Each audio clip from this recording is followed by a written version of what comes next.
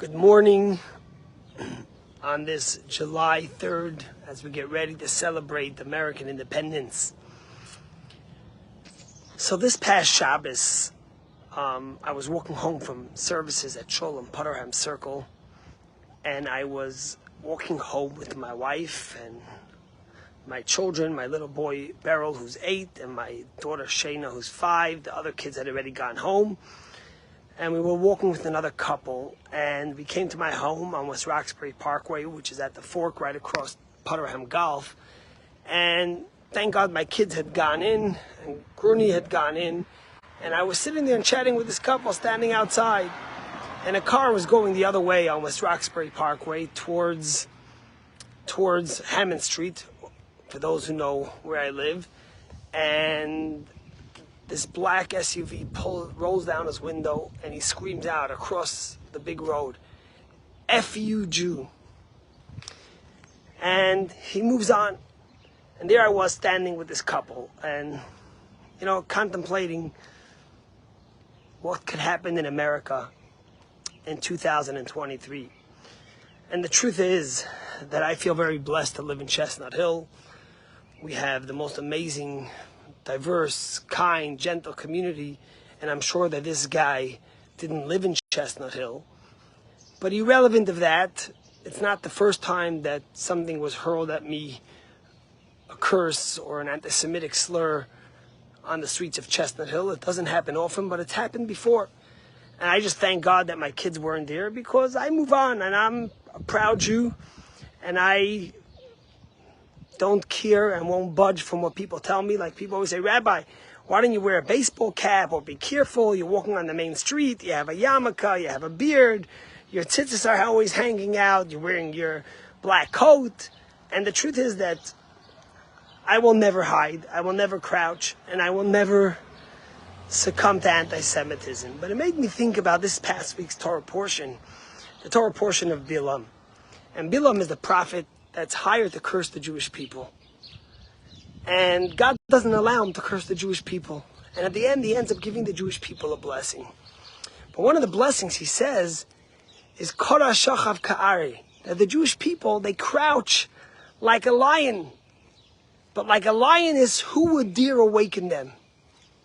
And the question all the commentaries ask is, what's Bilam trying to tell us here with this idea that we crouch like a lion, yet who would dare arouse us? And the Rebbe, in one of his commentaries, says something very beautiful and powerful, which I think connects to anti-Semitism, to what's going on today in Israel and Jenin, which I'll get to in a minute, to what happened to me on Saturday when someone said, "F you, Jew," and what happens to so many other Jews. The Rebbe says, we live in America where having pets is the most popular thing. I think 90 million homes in America have a dog, and even more have a cat. People love their pets. But we all know there's domesticated pets, and then there's undomesticated pets. Every once in a while you hear a story about a guy who has a chimpanzee or a gorilla at home, and he thought he had it domesticated, and then one day he just woke up on the wrong side and it killed him. And the rabbis in the Talmud tell us that a lion could never be domesticated. There's actually laws of responsibility that an owner has over his animals, over your dog, if your dog hurts someone, or your cat, or any animal. But the Torah tells us that a lion can never be domesticated. And the Rebbe says, what Bilam was trying to say about the Jewish people, we've been in exile for 2,000 years. We've suffered. We haven't had our own homeland. We've been persecuted. And sometimes a Jew crouches. And you look like he's meek, he's scared, he's worried. But what Bilam was reminding the world is that a Jew, nevertheless, even if he crouches, remember that he's a lion. And a lion will always remain a lion.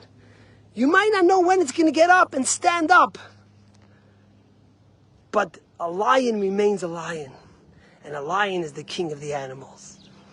And why do I say this? Because there's many Jews that are intimidated and worried what's going to be with anti-Semitism, and how do we deal with our neighbors and with people that hate us, irrational hate, people that hate just because they want to hate, people that want to kill. And of course, today we live in a time when we all know at least that we have the state of Israel to protect the Jewish people. But even that, you look at the political arena on what goes on in all the countries that bully Israel and always try to stop Israel from protecting themselves and protecting its people. In fact, yesterday, middle of the night, Israel launched an operation in Jenin. Jenin is a camp in the West Bank, in Judea.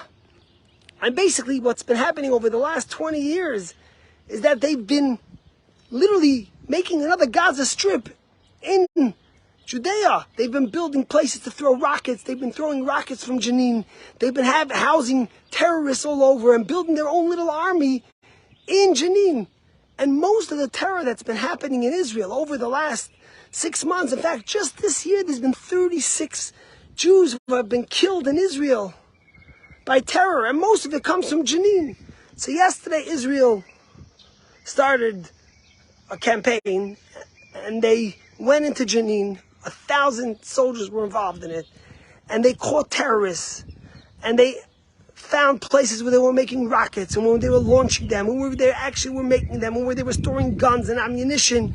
And Israel is going to go on this prolonged process to clean out Jenin, because there is no other choice. You can't have another Gaza in Judea and Samaria. But the world, of course, complains and runs to the UN.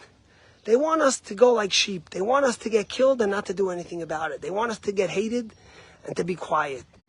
But the time has come when Kara Shochav Ka'ari, when this lioness who might crouch has to stand up.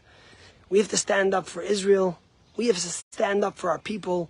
We have to stand up for Jews all over the world. We can't be meek. We can't be weak. We can't be intimidated. We have to walk like proud Jews. We have to protect ourselves and our shoals and our communities. And we have to fight back. Fight back in a way where we say we're proud of who we are. We're living in 2023 in America, in the country of the free. We're going to be who we are. We're going to live the way we want. And we're not going to let anyone intimidate us. If it's the extreme right or the extreme left, if it's anti-Semites or anti-Israel people, it's all equal to us. Because ultimately, we and only we carry our destiny and can stand up for ourselves. So I'm not worried. I'm fine. Thank God my kids weren't there. And I know the reality of what we live in. But I think as Jews, we must stand strong. And we must stand unbending. We must be lions who stand up and protect themselves. Am Yisrael Chai. Have a great day and a happy 4th of July.